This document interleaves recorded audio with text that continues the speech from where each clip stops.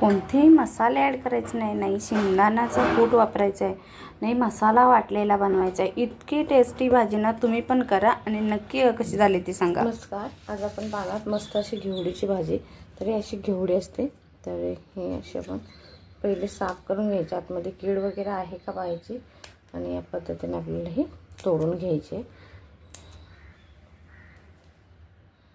आणि दोर जे साईडचे असतात त्या अशा निघाले तर ते काढून टाकायचे। या पद्धतीने आपल्याला ही घेवडी साफ करून घ्यायची। खूप टेस्टी लागते आणि मी साधी सिंपल काही आपल्याला नको, गरम मसाला, गोडा मसाला, धने पावडर काही नको, जितके मसाले तुम्ही साधे सिंपल म्हणजे यूज कराल ना तितकी ही भाजी टेस्टी होते। त्याला ओर असं जास्त मसाले वापरल्याने ते मसालेदार लागते। तर ही घेवडी जेवढी साधी सिंपल बनवाल ना तितकेच टेस्टला पण इतकी मस्त लागते। म्हणजे मी करून पाहिलीत ना तर ती तुम्हाला नक्की आवडेल माझ्या पद्धतीने।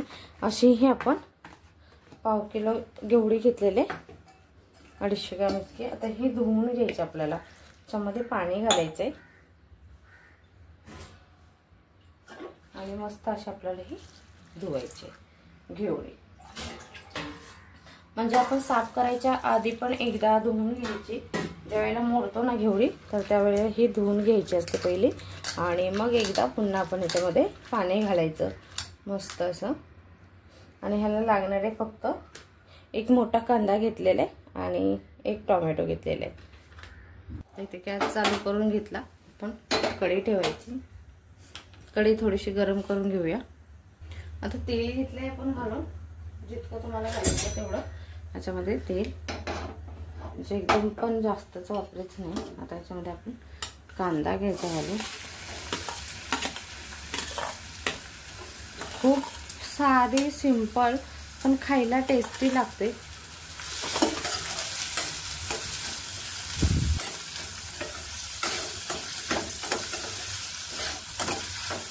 थोडासा कांदा आपण मऊ करून घेऊया।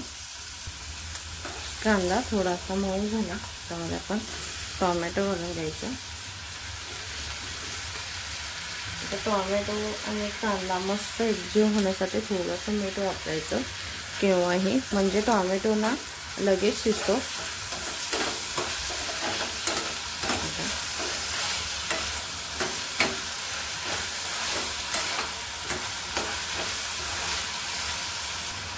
एक झाकण मारायचं आणि मस्त असा टोमॅटो शिजवून घ्यायचा। आता झाकण काढून घ्यायचं, एकदम मिक्स करायचं।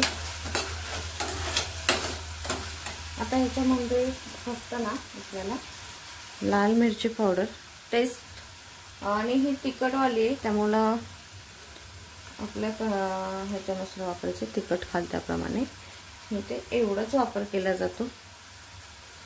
तुम्ही करून पहा, इतकी साधी सिंपल दिसाय जरी असते ना तुम्ही इतके टेस्टी लागते ना। ह्या भाजीला मी कधीही कोणते एक्स्ट्राचे मसाले वापरत नाही, कारण ज्या भाजीची जशी चव आहे ना तशीच्या तशी ती भारी वाटते। तशी मला ह्या भाजीची पण ना, ह्या घेवडीची ना जशी चव आहे ना तशीच्या तशी आवडते। त्यामुळे सिंपल केली ना तिची चव आणखीन वाढते। आपण एक्स्ट्राचे मसाले वापरले ना तर मसाल्याने त्या भाजीची चव कमी होते, हे मात्र नक्की असतं। कारण प्रत्येक भाजीला जिचा तिचा स्वाद असतो आणि वेगळी टेस्ट असते, तिला तशीच्या तशी ठेवणं गरजेचं असतं। तर ही भाजी आता याच्यावरती घालून घ्यायची। पहा तुम्ही एखाद्या वेळेस करून, कारण प्रत्येक भाजीला स्वतःचा असा वेगळा असा आपण म्हणतो ना टेस्ट असते किंवा गोडवा असतो स्वतःचा। आपला कसा प्रत्येकाचा वेगवेगळा स्वभाव असतो, तसा भाज्यांमध्ये प्रत्येकाची वेगवेगळी टेस्ट असते आणि वेगवेगळ्या चवीच्या असतात। त्यामुळं त्या गोड भी असतात, काही वेळेला कडू असतो। कारल्याची टेस्ट कशी कडू आहे तशी प्रत्येक भाजीची चव ही वेगवेगळी असते आणि तिची भाजीची चव ना तिला भाजीमध्ये उतरण्यासाठी आपण जर जास्तचे स्पाइसेस वापरले किंवा तिखट वापरले ना तर त्या भाजीची चव कमी होते आणि मग आपल्याला जशी भाजी हवी ना तशी भाजी होत नाही। त्यामुळे हे लक्षात ठेवायचं कधी कोणत्याही भाजीला की कितपत मसाले यूज करायचे, कुठले मसाले यूज करायचे, आपण टेस्टसाठी टाकतो ना, पण त्या भाजीची टेस्ट मारतो आपण आणि मग आपल्याला आपली जशी हवी टेस्ट तशी आपण घेतो, पण त्या भाजीची टेस्ट त्याच्यामध्ये उतरत नाही ॲक्च्युली मसाल्याने.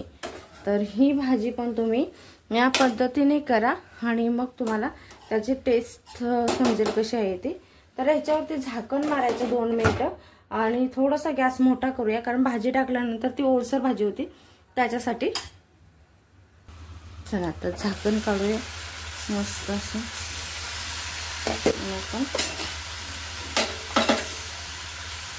आता मिक्स करून घ्या. आता गॅसची फ्लेम बारीक करून घ्यायची, कारण जे पाणी होतं ना ते आपण याच्यामध्ये पूर्णपणे आटवून घेतले. 2 मिनिटानंतर मस्त आता मिक्स करून घ्यायची. एकदा पाणी याच्यामधलं कमी झालं ना की भाजी पण शिजते छान पटकीने आणि मस्त अशी चवीला उतरते. तुम्हाला असेल ना तुम्ही याच्यामध्ये पातळ बारीक चिरून बटाटाही वापरू शकता, तोही खूप छान लागतो. आता इथे क्वांटिटीमध्ये मला नको आहे म्हणून मी नाही वापरला, नाही तर बारीक चिरलेला बटाटा पण मस्त लागतोय भाजीमध्ये. आता याच्यामध्ये आपल्याला आत्ताच वापरायचं आहे ते मीठ. तर आपण पहिलं वापरलंय त्या हिशोबाने वापरायचं. इथे मीठ मिक्स करायचं. आता मस्त अशी ही वाफेवरती भाजी आपली करून घ्यायची.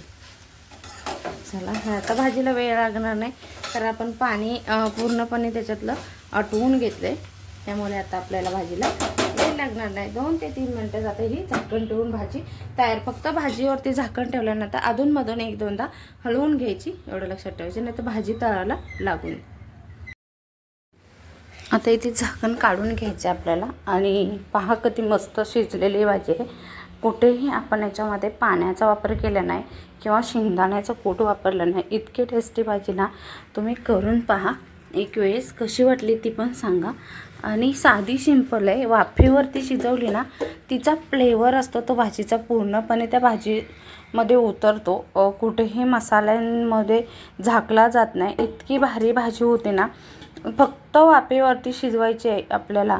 एवढी टेस्टी भाजी तुम्ही पुन्हा करून खाल. आणि ही भाजी तर माझी फेवरेट आहे म्हणून मी तुम्हाला दाखवली. व्हिडिओ कसा वाटला नक्की सांगा. लाईक शेअर सबस्क्राईब करा.